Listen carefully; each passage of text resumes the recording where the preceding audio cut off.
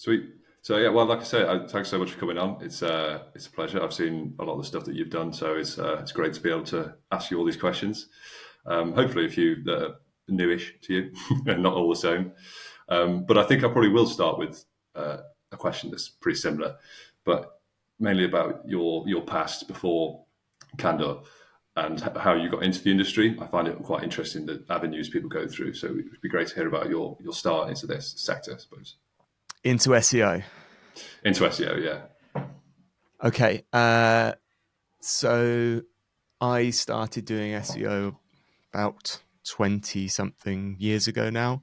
And I would say, like everyone who did or started SEO around that time, it was pretty much by accident, because there was an SEO industry, but it was nothing like today, with podcasts like this, with videos, with published books on it. It was very much people kind of chatting on forums and swapping bits of information. Yeah. So how I actually got into SEO, as I said, was by accident. So I was making websites. I started around about, I think, 13 or 14. I made my first website in just basic HTML in like front page at the time. That progressed. I was really into the local music scene at the time, and bands and stuff in Norwich, in the city where I grew up. And I made a website rather cringingly called Norwich Darkside, which was a community site to help organize gigs in the area. And I made a forum. And one thing I was doing that I didn't realize was kind of good for SEO was I was giving forums to bands. So we had like this one big forum with all these sub forums for each band, because at the time it was really difficult to make a forum. You needed to be quite like technically proficient. So of course what was happening was I was getting loads of links from all these like music sites linking to me, and I ran that actually by this point at like 17 as a little business where I was putting on gigs in Norwich.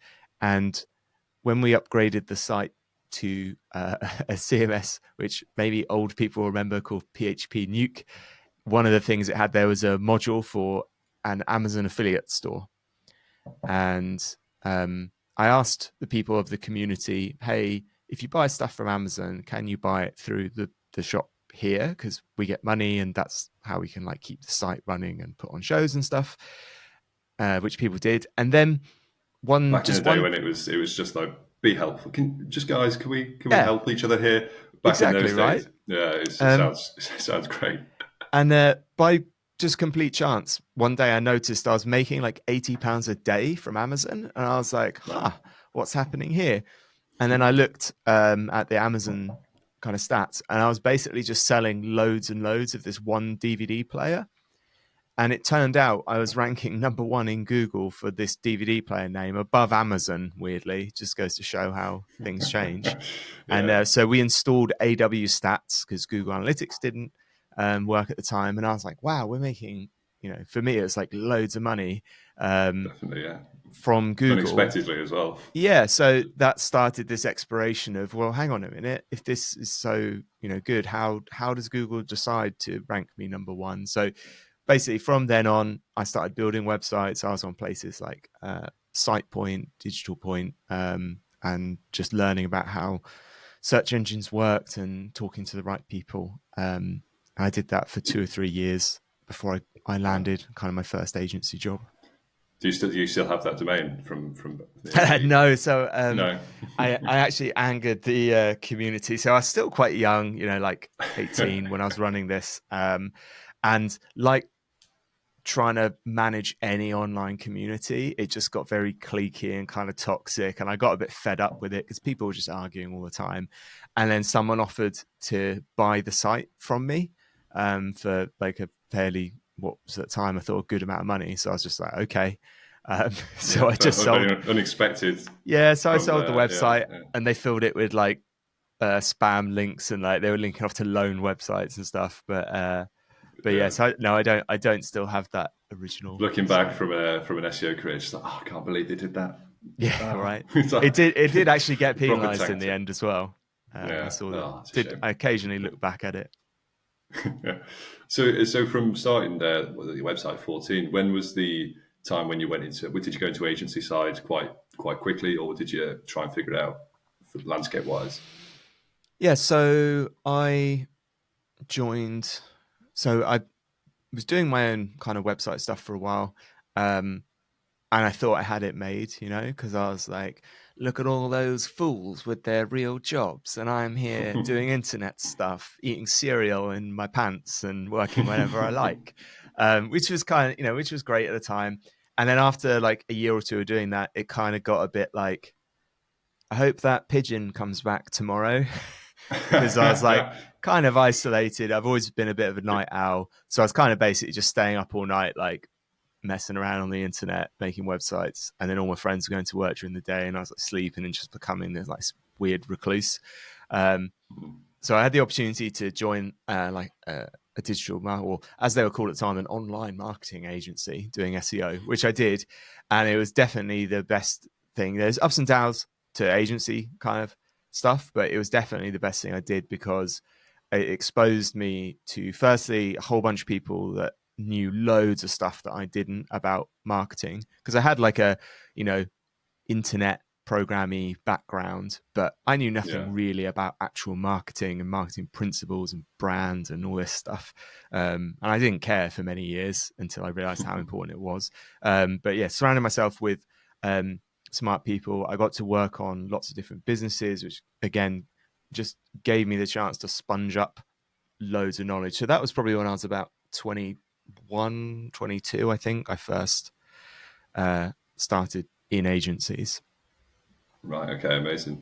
And with starting from sort of agency one on the first day to when you started thinking about starting your own, was it quite a clear like journey for you once you got settled into the sort of role being in the agency? Could you see it from early days, or was it quite a quick, quite a long sort of winded Yeah. creation for you to go down?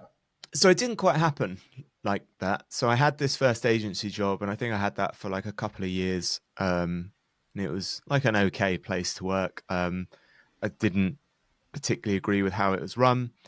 So I looked for some other jobs, and I found another agency that was just doing website design at the time.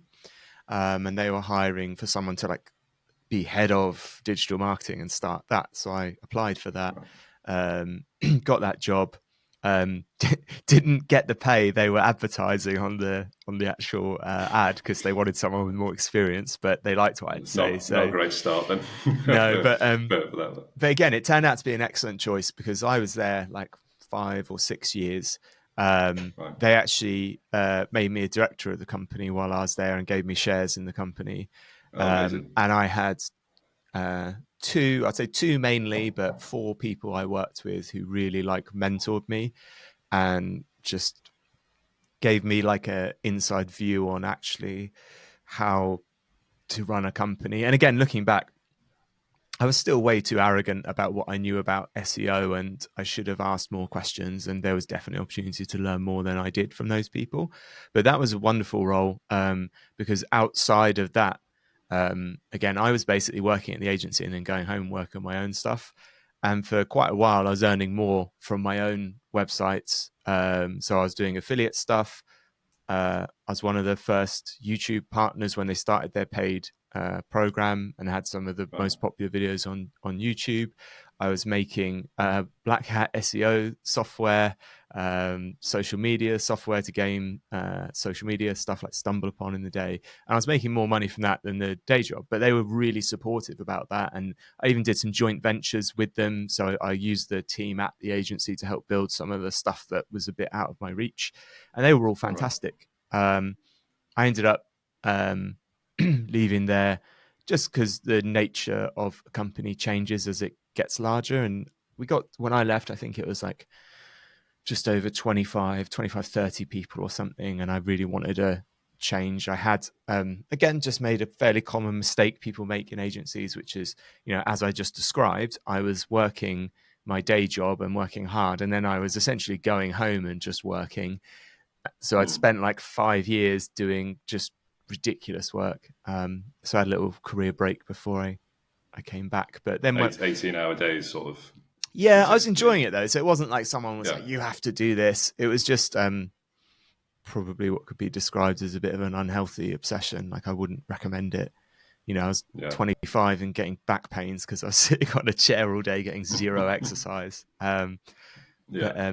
Yeah, so in answer to your question, it wasn't like obvious, like, oh, I have to go run an agency. When I came, so I had a career break. I actually moved out of the UK for a while. When I came back, I joined an agency in a director position with the hope I would kind of get shares there. And essentially the person sort of strung me along a bit. So I left there after 18 months and then got invited into what is now Candour. So I actually knew the two people that were running it. And again, it was a situation where Candour was originally called Apple and Skinner, and they just did like high-end design and build, and they wanted to do like SEO, digital marketing. And they came straight in, open door, and offered me like an equal third share in the company to come in. So fit Okay, that's from day amazing. one. Yeah. Yeah, it's like a huge shift from for what the company was before. I imagine looking from when you first came in to now, the fact that you've built obviously the whole, the different departments compared to what it was. How was that process? Because of course, coming in and starting to introduce SEO by itself is a huge thing. But did you have the role of building those teams out and navigating that from the start? Yeah. So I think a really common trajectory for agencies is when, and this seems counterintuitive, but when agencies are small, they tend not to specialize, because when you're small and when not many people know you, the situation you're in is basically you kind of have to do whatever you're really capable of doing to be able to survive. And the kind of clients you interact with generally, because if they're clients with big budgets and stuff, they probably know someone or a company they want to work with. So generally the people that work with you are people with lower budgets. So their actual expectations, aren't as big, which is why, it's great that there are, little kind of digital agencies that are doing like a bit of SEO and stuff, because they're not charging huge amounts of expectations in there. So actually when I started, we were doing, so we did quite a lot of brand work. We did website stuff. We've got really good designers. We even did some really nice like packaging design for people. And when I joined, we did SEO, PPC, and we did like social media paid ads as well. And actually over the years, what's happened is we've got more and more refined. So a few years in, we've rolled it up. So the marketing side only did search, i.e. SEO and paid search, like Google Ads, etc.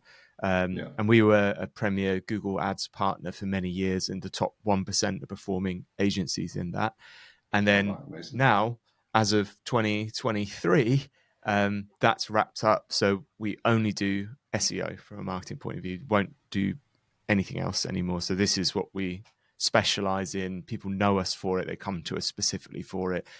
We've managed to attract really good staff, which again is probably the number one challenge of running an agency is finding and retaining good people and keeping them interested, whether that's interested for their goals, financially, or whether it's interested from a knowledge and development point of view, and not, when they get really good at all this stuff, just not going off and doing their own thing.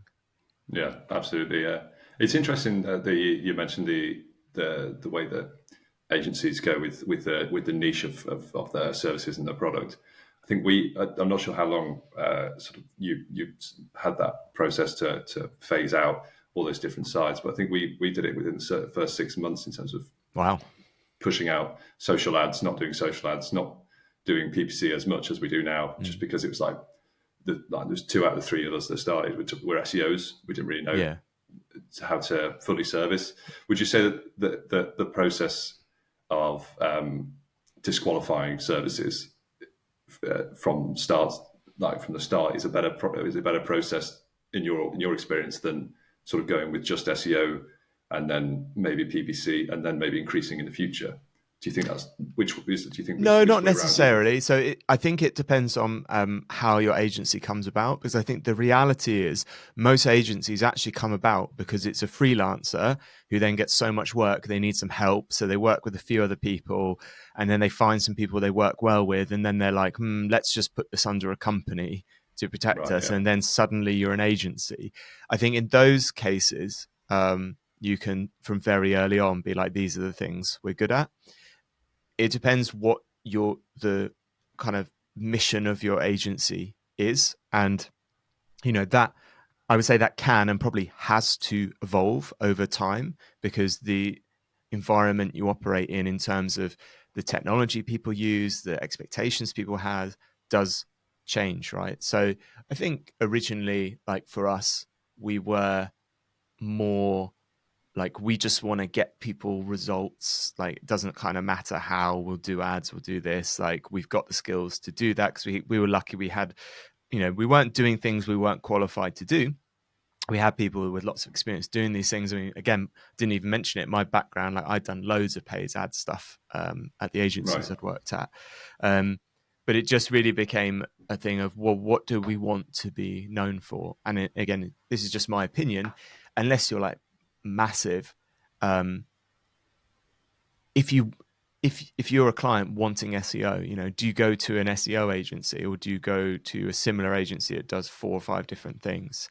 What do you search for? It's like, people generally, from my experience, the way they come in to an agency, even if you all offer multiple services, is normally they're after one specific thing, and then you can show them other things you can do. But it's fairly rare, not unheard of, that people come in being like, we want a complete marketing thing, and we want a new website, and we need help with our branding, and do you do paid ads? Great. And we need some help with SEO. It's like, rarely Yeah. happens like that. So just from a effectively marketing yourself point of view, depends on what you're actually trying to set up, but there's no reason you can't do it early on, as long as you've got that sales kind of pipeline, because you're Yeah. giving yourself a smaller kind of net, if you like. So you need a way to be able to connect with those people. 100%. Yeah, that makes sense. That makes a lot of sense. Do you think that SEO and PPC, obviously, you guys doing solely SEO, pretty similar to us. We tend to only do PPC when we're sort of when they're in. It's usually a case of, oh well, we can do those things at the same time. How close do you think SEO and PPC need to be when it comes to those sort of campaigns? Like, I've seen in old previous agencies that I've been at, where those departments seem to get further and further away the bigger the accounts sort of get, that sort of thing. But in my experience as well, it's like those things should always be hand in hand rather than separate. Have you found that doing PPC and SEO was a similar sort of field where it was difficult to match those things, or was it a case of SEO is the one that you want to go down for profitability, for the best of the clients, things like that? Do you think PPC was too much, or do you think it was something? Basically, I think the question condensed is, what made you steer away from other services, specifically sort of PPC, when it's so close to SEO in some ways? Yeah. So, you kind of had two questions there. So going back to answering that last one first, why specifically did we steer away from PPC? It was because, in my opinion, we spent more time with clients protecting them from Google than competing with their competitors. Right. My personal view is Google has malaligned themselves now with their own paying Google Ads customers, in that, compared to, I mean, if you want the extreme, compared to 10 years ago, you used to be able to very strictly control which keywords you bid on. You can't do that now. You used to be able to see precisely what people typed into Google and what you have paid for. You cannot do that now. There's all kinds of little dark design patterns, like if you geographically target a country, the default setting in Google Ads is like, it's people in those country or has expressed an interest in that country. So it doesn't even have to be in that country. There's things like, we used to use techniques like accelerated bidding to basically snap up all of the really low priced keywords. Google doesn't allow that accelerated spend anymore. They artificially set what they believe a keyword is worth outside of whether anyone's bidding on it. To me, like I can, there's a reason they're doing 270 odd billion, in revenue. But and the breaking point for me really was, as I'm sure you're aware, there's all of the optimization score stuff in Google Ads. That silly percentage that, for one, I don't think should be called that, because it has nothing actually to do with optimization. You can't say it's to do with using all of the services that it's to do with increasing Google's revenue. That's it. You can't say add more broad keywords or increase budget is something you're doing for optimization. If that's still what it's called. I haven't logged into Google Ads for a long time now. It is, but kept the optimization. Yeah. So, fine. Then they had that drama about you have to have certain, you have to hit a certain benchmark of optimization score to retain your partner status, which I thought was a little bit off, because a lot of those optimization things were counter return on investment for clients. They backed up on that and were like, you just have to dismiss them, because obviously if you dismiss them, the optimization score goes up, which itself is weird. But the breaking point was when we obviously have the Google account managers phone us being like, spend more money, add more broad keywords. And it's kind of like, no, because, we've tried, it doesn't work. And then when they directly phone the client from the details that are in Google Ads and say, hey, I'm such and such calling from Google. We just spoke to your agency, and then they're not enabling all of this brilliant new technology that can unlock new sales for you. Like when you're directly spending your time and effort to sabotage what we're doing, I'm not going to sell your stuff anymore. As it happens, we were just getting absolutely stonking results on SEO as well for clients. Demand for SEO was strong. So it just came to the point of, well, why are we even bothering? Because 90% plus of the money goes to Google with Google Ads. And actually the value the clients was getting, in my opinion, was, well, not in my opinion, objectively, was actually deteriorating. The margins were worse than they had ever been. There were other newer challenger platforms like TikTok that were just selling traffic for so cheap that I just didn't think it made sense anymore. We weren't experts in TikTok. I'm still not an expert in TikTok, so I wasn't going to pivot to that.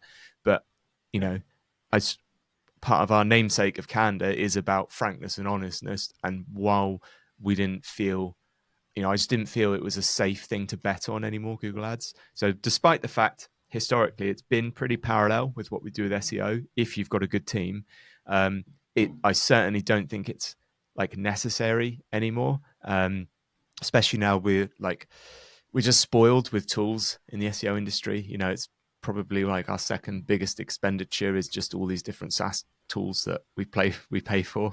100%, yeah, 100%. Yeah, no, I think you're absolutely right. Especially over the years, the way that it's changed, the way that they marry up, and I think Google has definitely shot themselves in the foot many times. Well, they're making a lot of money, so and they make a lot. I suppose for them that's the main thing, isn't it? For us, the share price goes up, right? So I mean, how do you change an executive's mind when the share price is just you're adding 20 billion onto your revenue? And I think that's why AI they're not quite as they're not focused on the consumer journey and the way that the experience is for users. If like you say, if the stock price, the profits are going up because of X, Y, and Z reasons, then they don't really care that much. But with SEO, I think the engineers care. I honestly think so. I feel like the engineers care at Google. And it was interesting seeing some of the open letters some of the more senior people had written, and seeing inside the DOJ trial recently about some of the emails between executives and the pressure that was applied, between teams. So I always try not to sort of tar, as tempting it is, everyone at Google with the same brush, because I think there's some great people. It's the people that make the decisions that really hinder it. I think X went through that period as well. Obviously, when Elon bought it, and everyone was absolutely fuming. But it's the engineers aren't the ones that are making the decisions here, whether good or bad. But it's I think it's definitely the same with Google and many of the other platforms, isn't it? The approach that people take to content is always quite interesting, depending on how heavily they probably use AI nowadays. Is probably the thing that comes to people's minds. How do you write, and has it been something that was something different start? Obviously, from a tech point of view, you started with the sort of development and the tech side of things. How did your content writing sort of come around when you started in the agency side as well? So I'm terrible at content writing, firstly, which is why I I'd haven't have to, written a book. You might I'm have sure I seen saw that somewhere. I had I may have just double I've checked had that. I'm being mean. I've contributed like a chapter or two to a couple of books where I've been asked. So Right, okay. there was a Simon Middleton book on brand building where they had a section on SEO. They kindly asked me to write. And I've given like many, like over 100 other SEOs. There's the Yearly Majestic book that Yeah, I'm right, always okay. very happy to be a part of. But as many people will tell you that have had to endure by writing, it's terrible, which is why I have Fine. never written a book and I probably never will. So I've been published on, like the Wix Hub and Search Engine Land and places like that. I think I'd say the most content I've written, though, if we just talk about content for a sec, I mean, the most I've kind of published, to use the term incredibly loosely, is I do my unsolicited SEO tip stuff on LinkedIn, right? And that works for me because it can be written in a very casual kind of style, Yeah, in my poor grammar, and maybe doesn't read so well, but it's kind of the point of what I'm trying to get across, with this whole no bullshit approach, right? Which exactly. is, Yeah, we're both similar on that front in terms yeah, of the which principles. Yeah, is, I started doing those tips. The reason I did them was because I saw so much bad information on LinkedIn, right, about how to do SEO that, people sometimes have opinions that I agree or disagree with, and I'm like love discussing that with them and challenging it, and vice versa. I love it when I say something and someone's like, actually, have you thought about this? It's probably one of the main ways I learn now. But objectively wrong stuff that's damaging to yeah, businesses. So I was like, I'm just gonna, rather than trying to chase down everyone on the internet and be like, oh no, that's not right, and it's a weird look. I was like, I'm just every single working day gonna publish like an SEO tip that's short, to the point, and it's fairly generic in that most people will find some use for it. It's not like hyper yeah, specific. And they turn out actually to be really, really popular. But it took like a year and a half of consistently screaming into the void before people started like engaging with them. yeah, But now there's quite a few people that get involved with that, and it sparks a lot of discussions. And I think it's been helpful. Well, literally today, someone was saying, "Oh, I'm new to SEO. This is really helpful seeing this just so cleanly put, because I'm not trying yeah, to sell anything. I'm just giving away knowledge, yeah. because ironically, that's a good way to sell, right? Just to demonstrate you can do a thing. Absolutely, yeah, absolutely. The other kind of writing that I've done for places like Search Engine Land, Wix, wherever it is, essentially where I want to deep dive into a concept and lay out my thinking Yeah, more. But the credit really goes like to Search Engine Land, to the team they've got there, to in Wix, like George. He told me, so there's a piece coming out next month on Wix that I've written about keyword and intent research, and George told me he'd done some light like edits to it, and it was really good. And I looked, and there was hundreds of edits on this Google Drive, like hundreds, and I was just like, I just can't bear to think what you think heavy edits would be. But it just becomes clear to me, yeah, like, it's one of those like Dunning-Kruger things, right? Of like, everyone thinks probably they can write. Like, I thought I could write until I yeah, actually had professional like editors looking at my work and just tearing it to shreds.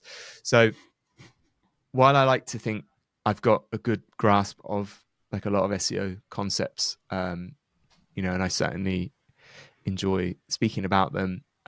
Writing probably isn't my strength, but it's the medium that is the easiest to do. Like, I really enjoy having these kind of discussions. So again, appreciate yeah. talking to you about it. Talking's a little bit easier for me than writing. I get that 100%. Yeah, I've never been brilliant at writing. When I first started my agency, there was a rule of writing a blog. Everyone would write a blog for the website. Once a day, a blog would be released. Doesn't matter who writes What? it. It's like, well, I think it was like 20 people. So between us, it's just like one person would release a blog a day throughout the entire month. And I don't think that got missed at all, really. But Really? I did my first blog, and I was banned for 4 years for writing. What? It was just take his name off the list. Take his name off the list. He Why? doesn't need to do it. You have to just tell because us it was why that. now. Yeah, it was just because it was just so poorly written. That, So just the actual like spelling, grammar, structure, or it wasn't too bad, the spelling. I got my friend to spell check. Well, I did normal spell checks and stuff, but I think it was just the fact that it was within my first 3 months, probably within SEO was my first. okay. So it's like a knowledge thing. Probably a knowledge thing, but also the way to structure it. It was like Yeah. probably 500 words, not many. Maybe I used H3s instead of H2s, not knowing that at the time it was only a couple of months in. Yeah, but that sounds like their fault, to be honest. If someone's been there 3 months and you're asking them to write and you haven't, sound like you weren't trained properly. Well, that's the thing. It was, I was only, I was 17 when I first started SEO, and it was immediately agency life, and it was just SEO. You know what I mean? Like optimize page titles, do the strategy, do the report, do the audits and things like that. So content wasn't really my thing. There was a different team for that, but I learned very quickly after that being an SEO and even just not writing content at the same level as everyone else, just having the ability to write in my own way. That's why I tend not to write unless I write it all, if you know what I mean. I know that people would go, AI, just get the blogs going, just get content rolling out. But from my personal point of view, if it's not, I can't write 2,000 words from just my head. It's probably going to be 800 words, but it'll all be me. And that's always kind of unless it's client work, I can always sort of separate a topic writing about and then my own writing. But have you ever wanted a channel like just having just like a Squarespace blog where you wanted to write, or has it just not been something that you enjoy as well? Yeah. So first, I think it's a really interesting point you made about the like specialism in writing, because I mean, as an agency like Candour, we don't produce any content whatsoever. Like we'll help clients with content strategy, keyword research, how to structure it, but we always want either them or a specialist writer, because otherwise, if I had to write content for a client, I'm going to have to go off and research it, and all you're doing is basically a manual, very expensive version of ChatGPT of me just regurgitating what I found on Google. So in answer to your question, I've got I used to run an SEO blog many years ago, 16, 17 years ago, because that again used to be the main way, I would say, that SEO shared knowledge. There was probably 50 like quite well-known SEO blogs that were updated, in some cases daily, some cases weekly. And that was good. I had a few thousand subscribers at the time, and it was while I was working at the agency where they were letting me do all the kind of side hustle stuff. I looked back on it on Wayback Machine a while ago, and it was a bit cringy. I actually found someone bought the domain and then resurrected all the content. And then tried to monetize it. So I sent them a DMCA to take that down. They got caught. I bet they didn't think that. Yeah, I've got a little blog at the moment called i83.uk, which is just like some ramblings I've had about SEO and cybersecurity and stuff. But to be honest, now I've got like a family and I'm a dad and stuff. I spend all my work time, like a lot of it, communicating heavily on social media. Like we run a podcast, I do conferences, webinars, writing. That personal blogging for me now is just like, I'm kind of done. We had a little so Candour itself, we own like an e-commerce business. I saw you had your Underdog business as well. Oh yeah, that was an OG one. Yeah, that was before my time with SEO. So we've got a pet category e-commerce business, but we had like a content site as well around D&D. So I used to write the content for that as well. That was what I use as an experimental base for some AI stuff as well. That was really interesting actually, because I encourage everyone to do tests as well. So that was the only site, thank goodness, that got hit by the HCU. So the helpful content update. So you've got experience with that directly of the So none of our client sites got affected at all, which was great. It's hopefully moving in the right direction. But this content site we'd made around D&D, I've been using like AI like 50%. So I'd get AI to write like a template, and then I'd fill it out. And probably the other 50% of content, around 50%, was actual experts. So I was paying people who had played D&D for a long time to write about specific topics. And that site lost like 99% of its traffic because it went from 0 to like 30, 40,000 visitors a month in 16 weeks. And I had people emailing telling me how good the content was.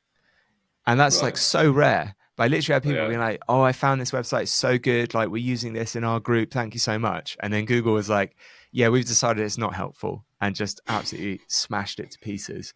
So I found that really interesting because just kind of picking apart like why that happened. And it didn't matter because we hadn't invested a huge amount in it outside the content, which we can repurpose if we need to. But just having those test sites where, okay, this happened, let's figure out why, and why is Google picked on this site in particular, because the content, in my opinion, and the opinion of others, was helpful. Absolutely, yeah. I mean, I think how's it doing now? Have you kept tabs on? So I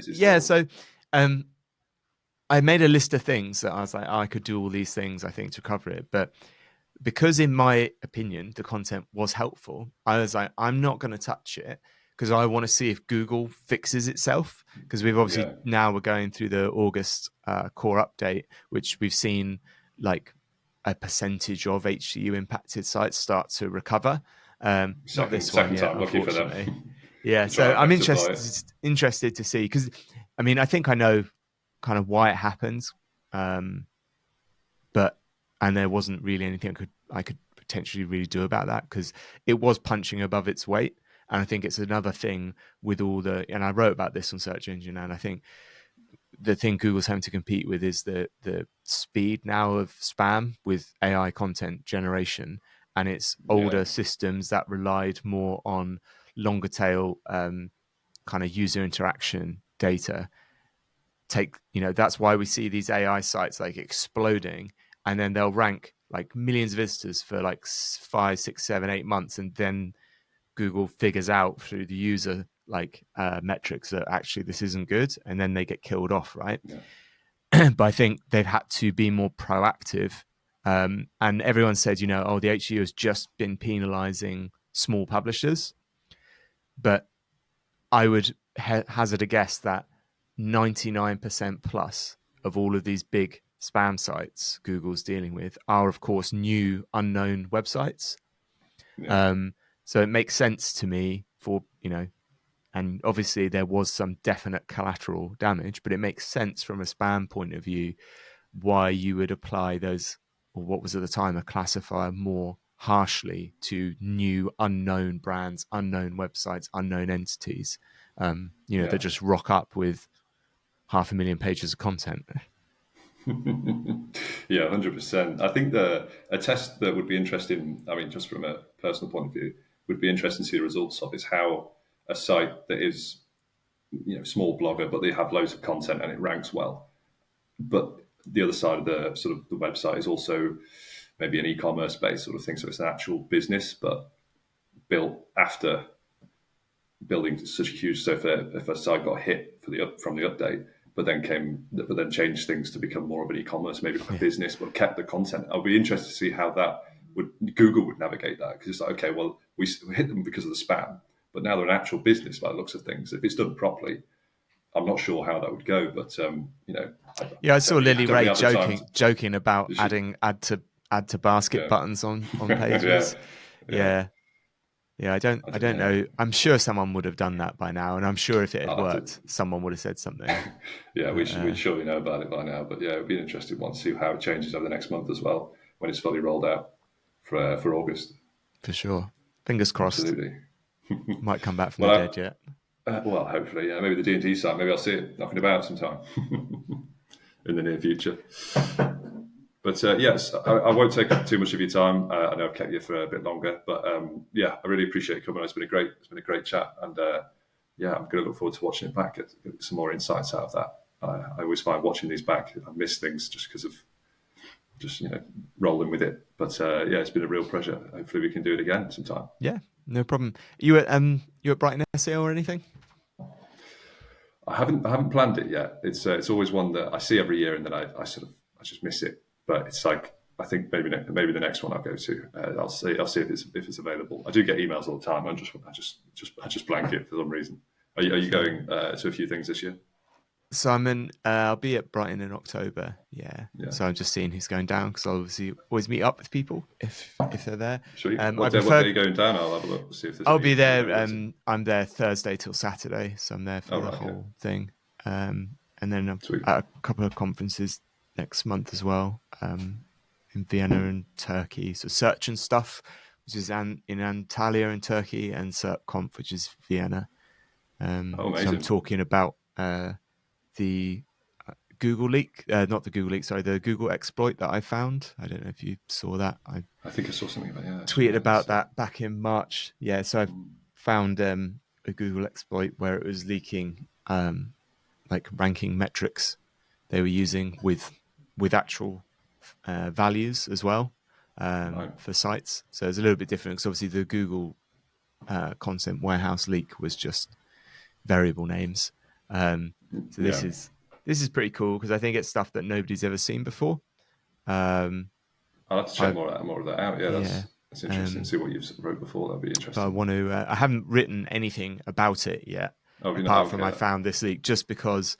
I'll have to get to Vienna then. Yeah, it's interesting. So like, I didn't, after seeing what happened with the Google warehouse site leak, I didn't just want to dump everything out there because I honestly feel like that Google content leak made the general understanding of SEO worse because so many conclusions were just jumped to based on very, very tenuous interpretations and confirmation bias about what people already believed. I think it's helpful. So I want to present what I found with my thoughts and in context. I don't want people to take it out of context because I know even the Google team got quite a lot of abuse after the Google leak of people, calling them liars and stuff, which I don't think it's particularly fair because I don't think they're outright lying, and I think it's naive to think that they have no obligations and restrictions to the company that employs them about what they're allowed to say and how they're allowed to say it. Like I imagine there's probably a whole list, but 100%. Yeah, it'd be cool if we can meet up some point. I'll have a look, see if we can get down this year. That'd be great.